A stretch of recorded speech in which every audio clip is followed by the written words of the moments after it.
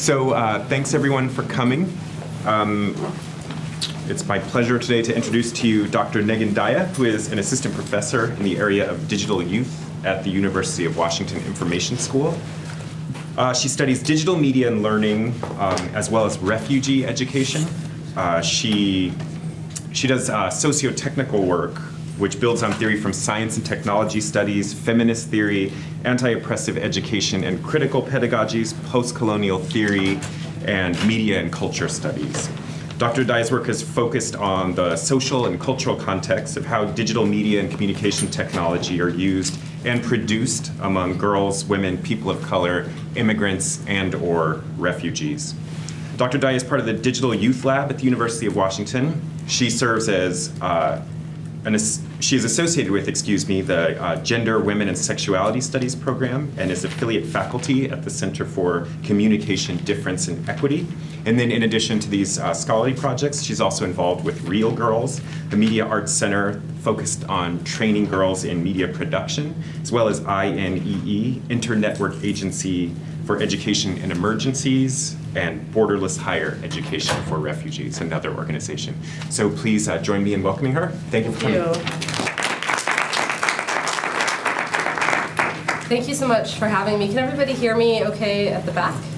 Yeah. I apologize, this morning I sort of came down with this bit of a cold, so excuse me if I take pauses or do what I need to do to sort of manage that throughout the talk. And I'm also going to stay a little close to my notes just to make sure that I don't lose track of things today with a little bit of a cold on my side. I appreciate you being here. So the title of my talk is A Socio-Technical Approach to Refugee Education, Connected Networks, and ICTs in Kenyan Refugee Camps.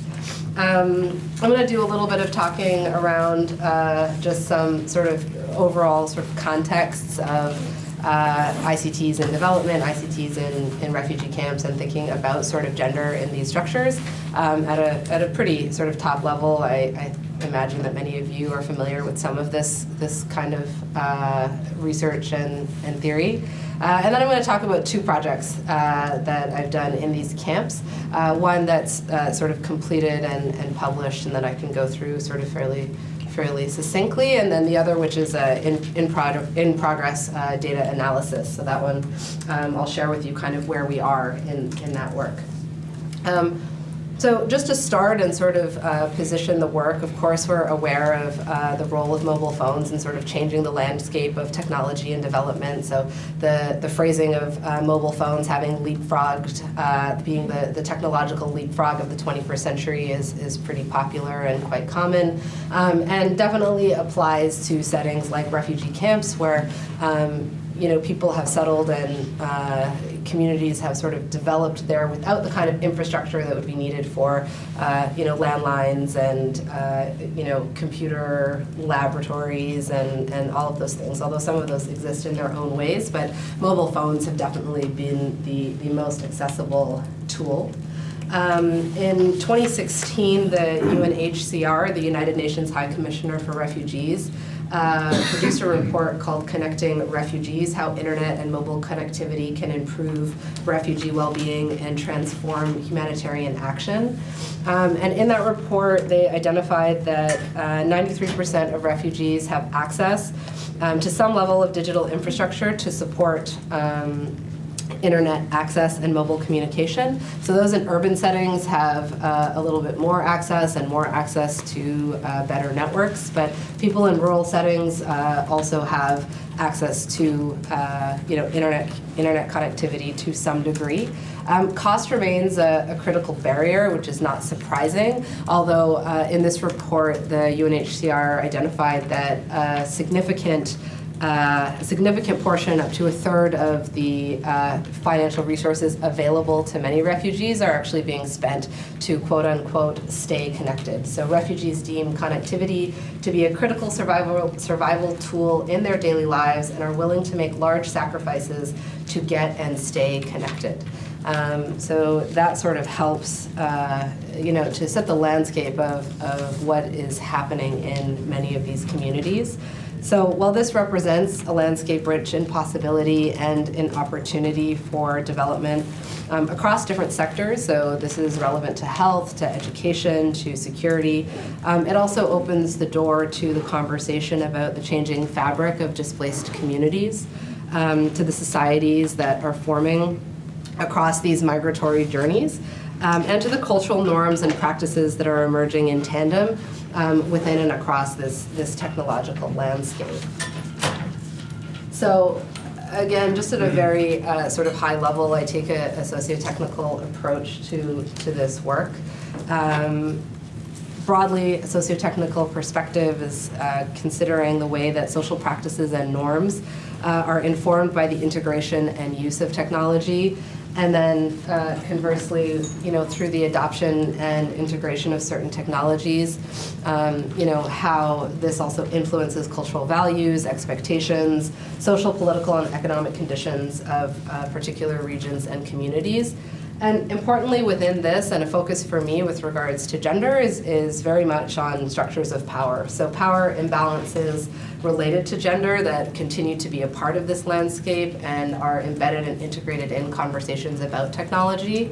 There are a lot of really rich and interesting theoretical conversations around the masculine culture of technology, for example, though these are taken up largely in Western contexts. And then there is a lot of good work also in sort of gender and development more broadly. I look at both of these kinds of domains of work, and I'm trying to sort of problematize the landscape of refugee education and gender in the work that I'm doing. I'll just sort of draw very briefly on one study and one author who I think really nicely sort of positioned these sort of socio-technical space with regards to gender and development and talking about power imbalances. So this study is by a scholar by the name of Iwalade and is focused on research done on online social networks and gender relations in Ghana and Nigeria. And Iwalade found that, quote, offline constraints and incentives still appear to frame the nature of online interactions much more than is generally acknowledged. And this reminds us of the important relationship between technologies in hand and their context of use. So Iwalade continues by saying, it is therefore important to see and understand the realities of marginalization in which internet use is embedded and the complex tapestry of socioeconomic crisis that frames it. So for the duration of this talk, I'm going to sort of take some of these larger contexts and try to apply them to my work and tease them out through these two research studies that I'm going to dive into, both of which are situated in Kenya and in the refugee camps in Dadaab and in Kakuma. So just to give you a little bit of context about this region, Dadaab and Kakuma are both very long-standing refugee camps, so we would call these protracted refugee contexts. People have been living there, and these camps have been in existence for an extended period of time. They emerged and were created in 1991 for Dadaab and 1992 for Kakuma. These are the current figures. Though they fluctuate quite a lot and don't always represent the influx and output of people who are not necessarily officially registered with the UNHCR. So Dadaab, for example, has just a few years ago reached almost 500,000 people unofficially, though never quite reached those numbers officially. These are the official UNHCR figures as of January 2018. So I would venture to say that the actual flow of people through these camps right now is also still a bit larger than this. Dadaab hosts refugees primarily from Somalia, so 97% of the refugees in Dadaab are Somali. Kakuma is significantly more diverse. Dadaab does have other communities represented there as well, but in a very small number proportionally. Kakuma is, I believe, around 50% Somali, and then about 50% from many other regions in Central and Eastern Africa. And so this creates a a fairly different kind of context, right? A fairly different kind of cultural environment for education, right? Where you have a somewhat more homogenous space in Dadaab and a much more culturally kind of dynamic community in Kakuma. This picture, which is of Dadaab, kind of shows you the expansive geographic region that these camps cover. If you're not very familiar with refugee camps, camps like this, as well as, for example, Zatari in Jordan, which currently has around 600,000 Syrian refugees, which is an astonishing number. These are huge regions, right? So in Dadaab, when I was there, at least in 2013, it would take 45 minutes by car to get from one end of the camp sort of communities to the other end, right? And never mind that most people don't have cars and you can't actually walk through, from one end to the other. So we're talking about huge spaces. Primary education is available in the highest sort of proportion relative to other forms of education that are available. Of course, trying to meet the demands of primary education for all, right? As a kind of base human right. Higher education is much harder. Secondary education is much harder to achieve. There are far fewer secondary schools. And then, you have to pass primary school at a certain level in order to get into secondary school. And those classrooms are crowded, you need a uniform, which you don't always have money to buy. Women are often married at an early age or required at home to do domestic labor, and so not having access to school. And the list goes sort of on and on about the challenges. Men also have a lot of limitations in terms of their access to education. Higher education then is even more scarce, right? So you have this tiny fraction of people who actually are able to pursue post-secondary schooling, though it is very much desired in these communities. I mean, education is very valued, and there is a lot of desire. So in our first study, which I'm going to talk about now, we were actually looking to map pathways, we were looking to map successful pathways into higher education. So how is it that these very few people that actually do go on and get a scholarship that positions them in a university in Nairobi or gets them resettled into another country, how do they actually get there? Or how do people who are now applying for online and blended programs, which are at that time were becoming more available inside the camps, how are they also achieving those goals and pursuing those pathways? So this work is already published in the journal Comparative Education, and the paper is called Tracing Pathways to Higher Education for Refugees, the Role of Virtual Support Networks and Mobile Phones for Women in Refugee Camps. The goal with this study initially, and the other work that has been published from it, is focused on the larger support structures for academic success that is not only about ICTs and also not only about gender. So this particular paper focuses on technology and gender. It's qualitative, as all of my work is. Focused on 21 interviews with refugee women. 21 interviews with Somali refugees, 7 women and 14 men. Finding these 7 women who had finished high school and were pursuing higher education was very difficult. So while it's a very small community of people, we were able to have really rich conversations with them and try to understand a little bit more about their experiences, and then put those experiences in conversation with the larger group of men that we also spoke to. We also conducted a survey and distributed a survey to 248 people online in the Somali diaspora, most of whom had come through Dadaab. So looking again at the sort of international and transnational network of people who were a part of this migratory community, and thinking about the relationships between these folks and folks who are still in the camps. So very quickly, I'll go over 2 of the sort of intersecting and overlapping findings that we point to in the paper.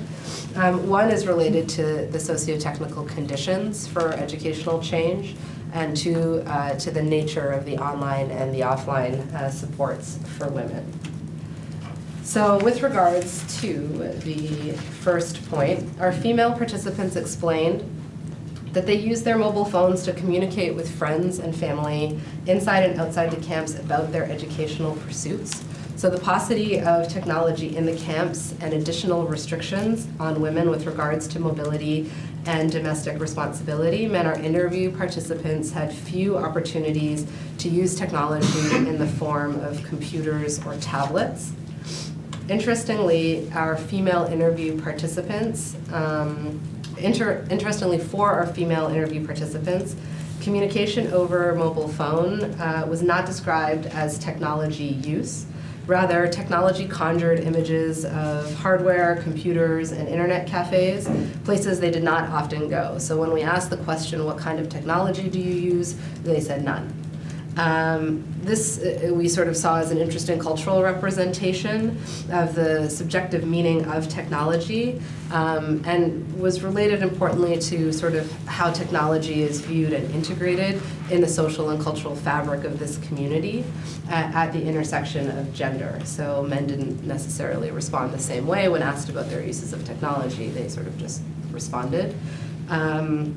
It also raises important considerations with regards to how we interpret the responses from study participants when we're conducting this kind of research, when we're interpreting and analyzing this kind of research. So in this sort of context, and in this case, the social networks these women cultivated through WhatsApp chat groups, using Facebook Messenger and other social media platforms were critical to their education and were deemed as important support structures that extended outside of the camps. And the information shared over these networks and over these tools impacted their decision-making processes inside the camps. So in some cases, participants actually found out about programs that they might apply to within the camp community from people in their network who were no longer living there. So in this way, the interaction and integration of technology actually really informed the landscape of education for people who are interested in finding avenues to continue studying, right? So even if it was, walking, over there or taking the bus and going into the main center where you could apply for the program, people didn't know about it except through these online social networks that they were having, that they were accessing using their mobile phones. So with this in mind, the nature of these online and offline supports for women is also really important to understand. Virtual supports mediated by information and communication technology were, for women, predominantly built out of face-to-face relationships that were first established in the camps. While this was also true for many men, women indicated that student peers were key role models and supports for their own pursuits. So there was a lot of sort of horizontal mentorship happening among peers, particularly those who acquired success or gained a scholarship or were able to pursue their education. Male participants indicated that teachers, who were also often friends, were their primary educational support. So in this difference, we see some of the context of the community where you have more men who are completing high school, and those men are going on to become teachers in the high schools. And so they're producing more sort of professional or educational role models in this more kind of vertical model of mentoring among male community members that just didn't exist for women because of the gender divisions in the camps.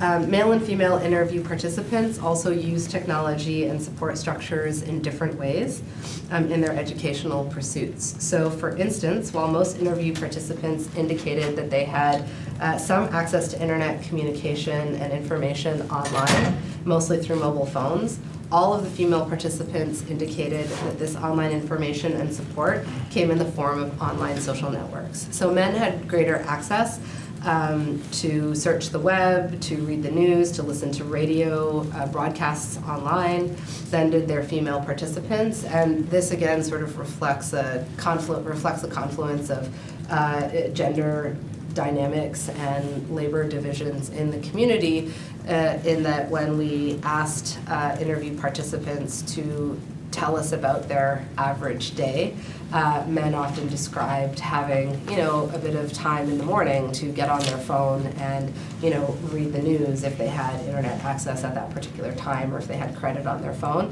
whereas women were cooking breakfast. So these kinds of gender and labor divisions meant that the social networks that they had access to, predominantly through text-based communication, actually gave them that information in a way that was critical in terms of them not having access to information elsewhere. So in our published paper, we articulate the following, and I'll just quote that because we spent a lot of time making that quote just right for publication, and it says it all. So, quote, the nature of communication exchange possible on these devices and with the social and technological infrastructure in place, allowed transnational discussions over text-based communication to transpire and have a significant impact on refugee women's access to higher education. Such a network comprised of technological and human participants, contributing to the changing cultural values and social allowances for more women to break boundaries and pursue higher education against the odds, if only a few at a time. And here we've tried to sort of visualize a little bit about what this relationship really looked like with this access to pursuit of and some success in higher education at the center of the graph. So at the same time, we see both affordances and constraints with regard to the role of technology in women's lives in Dadaab, gender inequity with regard to time, domestic chores, and access to multiple types of technology and information were limiting factors. However, social networks and the exchange of support and information also supported these women in their pursuit of higher education beyond the norm or beyond what was most common for women in this context. So this sort of led us into our next study, which was conducted, data was collected in 2016, and we're finalizing our analysis at the moment. So I'm going to talk to you a little bit about that process and our preliminary results. This is called Teaching by Text, Mobile Text Messaging for Teacher Training in Refugee Camps. So in this case, the focus of the study is on mobile phones to support teacher training. Importantly, we've been exploring how the tool is actively used to support teachers who are in professional development programs or who are enrolled in higher education programs based on formal and explicit sort of uses of the tool. So how are instructors using mobiles and text messaging to actually teach? And then also what is happening more sort of organically among the community members. So what kinds of networks are actually existing that are emergent or that perhaps are critical parts of the professional development program, whether they were actually designed as part of that program or not.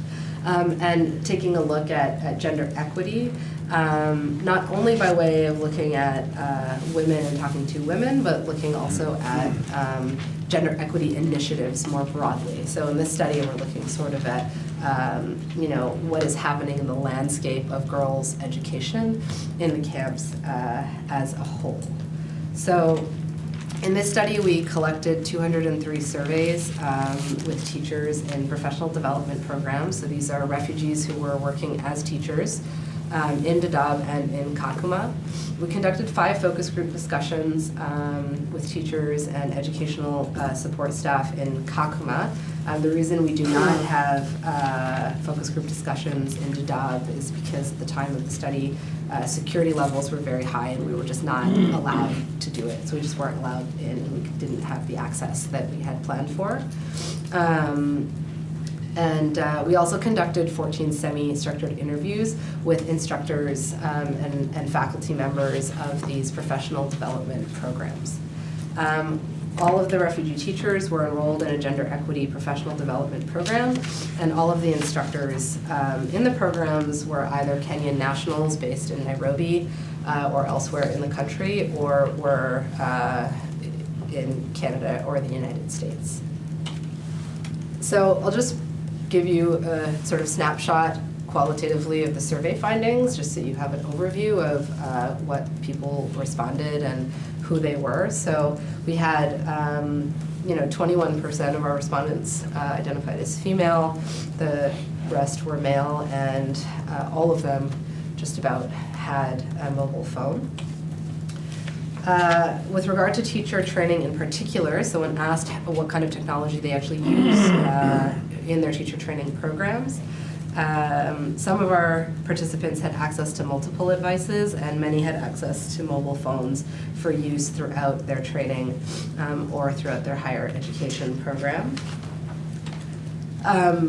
WhatsApp, Facebook Messenger, and SMS are the tools most in use, and this aligns with the UNHCR 2016 Connecting Refugees report. And then we dug in a little bit more detail to the nature of the use of these tools. So we made a distinction between one-to-one messaging and group chat to explore the dynamics of these relationships in more detail and to consider the social and the cultural conditions of distinct applications and tools available on mobile phones. So we were trying to identify differences in the way SMS and instant messaging are used and are conceived of by these communities. So in our specific questioning about using SMS or instant messaging in one-to-one conversations, we had a significant number of respondents who identified using SMS to, in particular, to communicate with classmates, so classmates in this case being other teachers who were in the same professional development program. Also significant use among peer colleagues, so other teachers who were teaching. As well as with friends in the camp. We saw less frequent use with their instructors of these sort of professional development programs. And so we saw that one-to-one conversations using instant messaging were also much less than SMS. So sort of a nuanced specification here in terms of what and how people were using these particular tools. When we looked at the group chat option, and when we asked about this, we found that 141 of the teachers responded that they use group chat to ask questions about schoolwork in group texts, which is more than the number who did so in one-to-one messaging. And also 150 used group chats to discuss interesting topics from class with classmates. And again, significantly fewer did so in a one-to-one text messaging. There's also a notable amount of peer-to-peer problem solving using instant messaging chat groups with regards to supporting their teacher professional development, noted by 131 respondents who identified using the tool in this way, which was compared to, again, a much lower number who were using SMS as a one-to-one tool. So again, as we tried to sort of dig in to understand how, how and why these tools are being used differently, we also had some open-ended questions on our survey. And they sort of illuminated how people were understanding the different technologies or the different tools that they could use on their phone. These are all female responses. So when I disaggregated the survey by gender, these were just the women. But this really represents the range of issues. So the male respondents had similar kind of comments. And I highlight the female responses just to privilege their voices and because they are representative of the whole. So we see here a few views about SMS and instant messaging as useful, as necessary, but also referenced in terms of people having differential access, so that's not surprising. And some concerns about online behavior within certain tools. So I've highlighted a couple of them there. I don't know if you can see the color very well, but at the bottom, for example, some of the messages sent through instant messaging are not true. People can create their own stories that are not true. And so there is sort of a question about who is actually a part of these groups and what is being said there, and how do we know and how do we trust what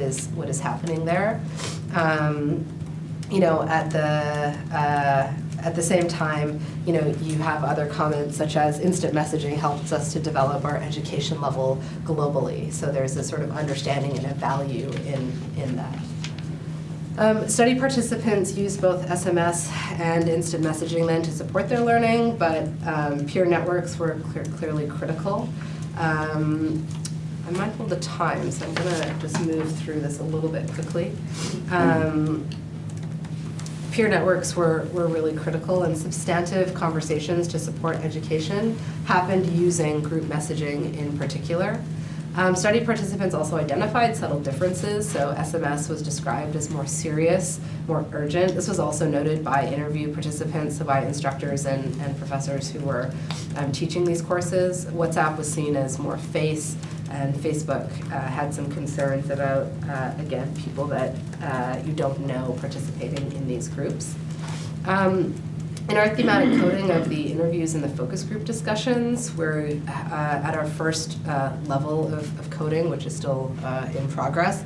We're seeing a sort of layered conversation, right, where we have sort of local situated concerns and uses and approaches, and then the larger sort of transnational scope where the way that the instructors and the professors are talking about how they structure the courses is very different from how the community members are actually applying what they're learning in these courses to their work. So the affordances of mobile communication in this case we're finding are less directly related to female teachers having mobile phones and more focused on gender interventions using group chats that involve entire communities. So I'll provide a couple of direct quotes from the community members, but also relay one anecdote that the focus group participants shared, which I found particularly salient with regards to gender equity in the camps. The teachers and community mobilizers who have a network that work together on this gender equity initiative. One portion of it is male engagement, so going out into the community to get men, fathers, brothers, engaged in the conversation about gender equity and the importance of it. And they explained that, the participants explained that they literally go out and knock on doors and, do you have a daughter in school? Do you have a sister in school or not in school? Would you like to engage in this conversation? And once they have people who are involved, they put them in a group chat. And in between having a workshop, on the weekends where they try to dig into this face-to-face, they engage the male community members in a conversation over WhatsApp. And when I asked for an example of what those conversations look like, the most salient example that I was given explained that, for example, this particular educator would ask of the group, do you want your sons to marry a woman who is literate or illiterate? And then everyone would say, oh, of course we want our sons to marry a woman who is literate. And so the person would respond and say, well, then you have to send your daughters to school. Right? And just kind of say, all right, well, let's think about this from a different perspective and try to open the conversation. And, how do you now deal with this reality that this is what you actually want for your society as a whole? But we have this culture of not actually prioritizing this as something that is valued for girls. Other examples included this quote, since we deal with girls' issues, for instance, if I go to a classroom and see that I have some challenges on how my class is understanding, I can display that in a subgroup in WhatsApp, and I could share the ideas with other teachers so that we can know about that and see how we can help the girls. Another participant explains when we had a sports competition, one of the centers got the best, and so the other center was hurting, feeling bad about these. They explained it was sort of a bit of animosity around one school basically dominating. And these are camp communities that are quite far from each other, so it's not like they're all coming together for sports day. They're sort of trying to facilitate remotely kind of a sports day across camps by communicating through this technology. But we put that in a WhatsApp group and discussed as teachers. Then we had to go to the center that felt discouraged and talk to them. So basically the teachers then got online and talked to each other through WhatsApp and established that what they could do is actually go and they couldn't get all the students together, but they could, as teachers, manage to go around to the different schools and talk to the students so that they remembered that it was meant to be a community building exercise in support of gender equity and girls' engagement, not something to make people feel bad. So all of this suggests and points to the importance of thinking about the sort of educational ecosystem. So there's an ecosystem and community network of support that uses mobile social networking tools as one means of problem solving and targeting gender equity and girls' education. And this involved both male and female educators in the camps and male and female community members.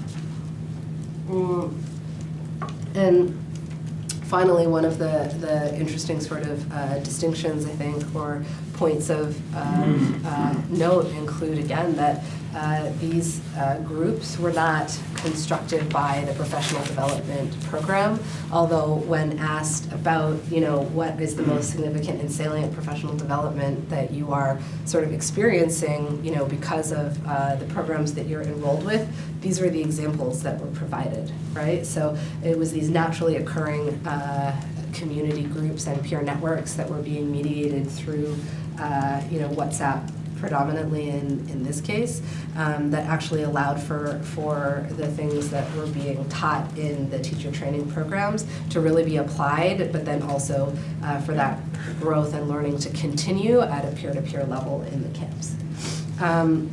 Finally, because of the way that the research was conducted and the challenges we had in terms of access, I didn't really get to ask, a group of female teachers in a private setting what their experiences were of participating online. And I think this is really important because we don't really know what the gender dynamics are and the power structures between men and women in the online space, in the chat groups, because we didn't have the opportunity to ask that question in a setting that was appropriate. So basically the focus group discussions were mixed gender, and they were facilitated by the aid organization that is our partner in the camps, and we didn't have the opportunity to separate that out in the way that we wanted. And I'm happy to talk about the challenges of collecting data and doing field work in this kind of context.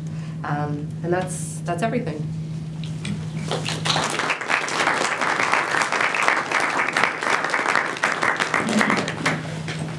So we have time for some questions now. Do you want to recognize people from the audience yourself, or shall I assist you? I'm fine to do it if that's Point 'em easier. Yeah, I can see folks if you want to shoot your hand up if you have a question or comment. Yeah. How do these networks reach outside of the refugee camps to gather tools from other communities that have established these types of learning environments at home in different countries, I guess? So can you specify maybe what you're thinking about in terms of different types of tools and different kinds of communities? I mean, I know, from what I understand, there are some computers that are available in these classrooms. Sure. And different software programs. So where are they turning to for these types of software programs and these learning tools to teach the young girls specifically in these classrooms? So I think there are probably, I'm not sure that I'm going to answer exactly, but I'll tell you what. It's kind of a broad question, I know. Well, I mean, I think there are a few things, right? So there are programs that are intentionally using different kinds of technology to connect people outside of the camps with people inside of the camps. So there are programs like Skype in the classroom where, they have a projector and they Skype and they bring a teacher, or they connect to another classroom and get classrooms talking to each other, and have these kinds of initiatives that are facilitated by aid agencies. There are other programs. So in Kakuma, there is a mobile mentoring program, a teachers college, Columbia University Teachers College. They're running a teacher support program, one component of which is mobile mentoring. So they have a global network of mentors who interact regularly with groups of teachers and engage in conversations about, what's happening in the classroom and try to more intentionally create these communities.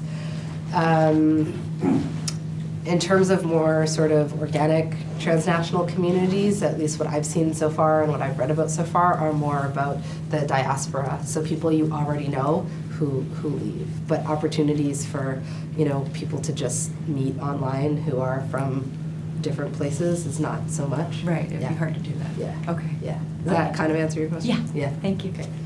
Yeah. Yeah, that's great, thanks. I love this question because for me, more of a comment than anything, but from my understanding of these circles, the diaspora is actually really, really important. Yeah, critical. In terms of personal connections, in terms of people who are willing to take the time to be there. I had a somewhat different question, which was about language. That Somalis, there are two languages in Somalia. There's Somali and Arabic. Mm-hmm. Most of your quotes were in English, and the education seems to be in English. Could you talk a little bit about the language politics? So the UNHCR's policy is that language of instruction in a refugee camp follows the curriculum of the host community. So in Kenya, English is the language of instruction, so refugees in camps are taught in English. Many of those folks have been there their whole lives, so they have been schooled. They've spoken Somali until they've gone to school and then, maybe picked up some English words. I'm not sure exactly what those early years look like, but then are doing their formal schooling in English, learning some Swahili, and then have some sort of Somali classes that are usually driven by the community. But in Kenya, that is the language of instruction. Yeah, because if you're thinking gender issues, typically it would be the men who would get more of the education and be more out there, and so have more chance to learn English. Right. Whereas women would be naturally disadvantaged. Right. And that is still true. And all of our work is with this very subset community who are the most educated, including the women that we speak to are those who have completed secondary school and are pursuing, post-secondary opportunities. Yeah. Great. Yeah. Yeah, so what kind of happens, have you found more trajectories as people develop and leave the camps and immigrate elsewhere in terms of what kind of continued support do they expect from their media networks, and are they getting that from the new communities that they immigrate to, or do they bring these practices into those communities to kind of substantiate new cultures and norms? In terms of the peer networks? Yeah, so are they bringing their peer networks with them as they leave the refugee camps, or are Yeah. they finding that challenging? They don't have the same support? Very few people leave the refugee camps, so Right. there's that, right? That's actually not a huge number of people. I think last year, I want to say 25,000 people were resettled to Somalia through a voluntary repatriation act in collaboration with the Kenyan government, but it might be more than that, which is more than what had happened over the preceding, 10, 15 years or something. So that was part of all of the sort of political context of what was happening there at the time. But in our first study, some of those in-depth interviews were with refugee teachers from Dadaab, some of whom were already on scholarship in Canada. So there's a Canadian program called the World University Service of Canada, and they actually have a scholarship program that also resettles the scholars. And so those folks were in Canada, and they identified that they still go back to Dadaab and participate in these peer networks, and they are the other side of that community, and they also have very close networks of other people from Dadaab, that they communicate with, and they identified, at least in the case of the folks that I interviewed, particularly there was a cluster in Toronto, which is where I was when I was finishing my PhD, and they actually distinguished themselves also. There's a huge Somali community in Toronto. Many of them have been there for decades. but they said that they weren't also necessarily a part of those communities, that being from Dadaab was itself a kind of identity factor, right? And a distinguishing factor. Yeah.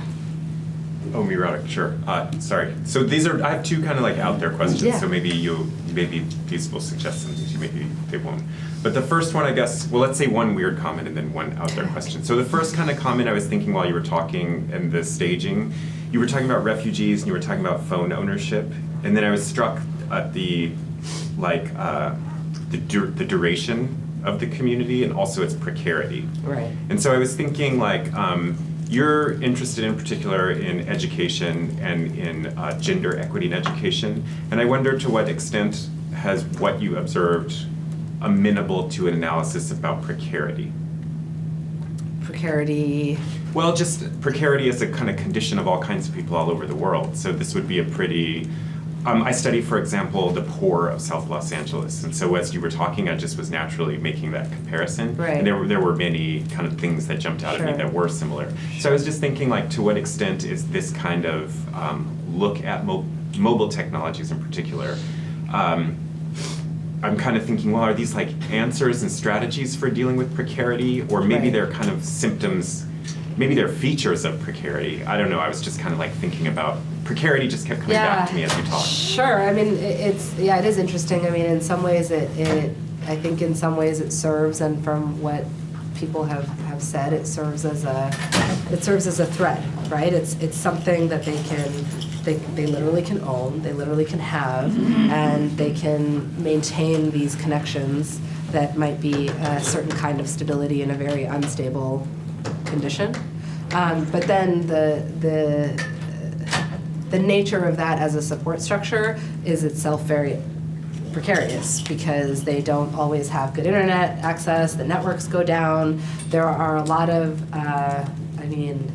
unconfirmed claims of the Kenyan government taking down the network in the region if they get word of security threats. So if security levels are high and they believe that there's some kind of, Al-Shabaab infiltration in Dadaab, the community members at least believe that the government takes out the network, so that interrupts, what's happening.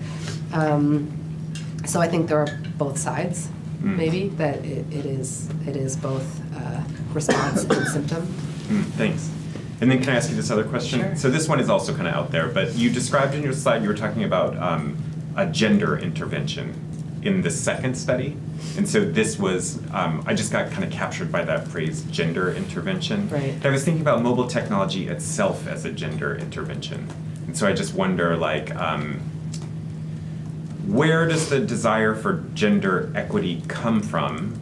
And then is there a difference between how the desire for gender equity is thought of by you, the researcher, and your partners, and people in the community? Yeah, for sure. I mean, so that's interesting also thinking about Dadaab compared to Kakuma. So, I mean, gender equity initiatives are, so far as you can track them, brought in by the aid agencies, right? So this is a very Western kind of framework, and in the kind of international scope of, sustainable development goals, previously the Millennial Development Goals, the, human rights initiatives, and so forth, right? So it definitely comes from the top down in terms of the sort of policies and the aid agencies intervening. For sure, as you would in any context, you would find that there are people who recognize injustice in their own communities, right? So people are aware of the things that are unfair and want to change them, both men and women, right? In these camps. In Kakuma, because the cultural makeup is so varied, it seemed that it was also the case that the community members needed a center point. So the aid agencies and the sort of Western focus on some of these, gender equity initiatives and the education standards and everything kind of served as this middle ground for all of these different community members to say, well, my cultural and social view of things isn't going to win, and yours isn't going to win, and yours isn't going to win. Let's just do it this way, and we can all meet here. But that's not necessarily true in Dadaab, because Dadaab's 97% Somali, right? So there it is, I think, more clearly kind of top down. But again, there are lots of people who were very ready for, who want it, right? And then you also have, I think, a thing that comes up in feminist work and in gender studies in general, which is that people live in the worlds that they live in and have very different interpretations of what equity looks like, right? And we have a particular interpretation of what equity looks like and have a very distinct sort of approach to what that should mean. And, you have, women and you have men who, have sort of boundaries, right? But I've had conversations actually with a group of